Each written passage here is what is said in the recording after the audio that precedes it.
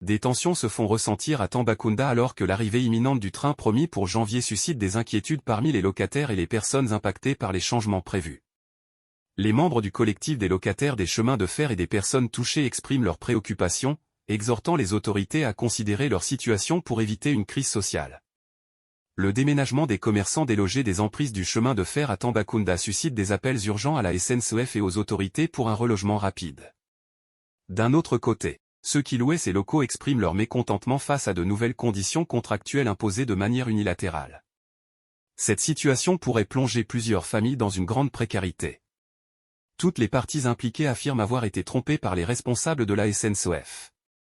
Certains commerçants ont vu leurs établissements démolis tandis que d'autres dénoncent des escroqueries et des manipulations depuis plusieurs années. Profondément affectés, ils ont formé un collectif regroupant plus de 50 personnes pour mieux défendre leurs intérêts. Chérif Ndiaye, porte-parole du collectif, a exposé leur situation. Nous sommes installés ici depuis 1999, sur la base d'un document délivré par le responsable régional de la SNCF à l'époque.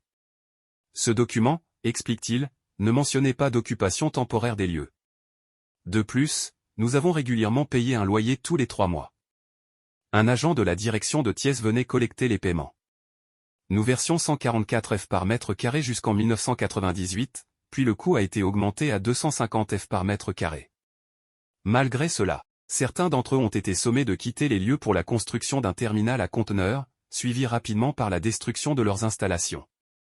Pour d'autres occupants, une notification d'augmentation significative du loyer a été servie, sans pour autant qu'une discussion ou une rencontre ne soit organisée pour trouver un terrain d'entente.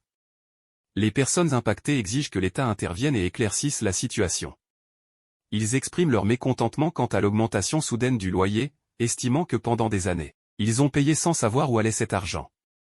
Ils appellent à un soutien et à un accompagnement de la part de l'État afin de résoudre cette situation difficile, soulignant que de telles conditions les poussent à chercher des alternatives drastiques comme l'émigration vers l'Europe.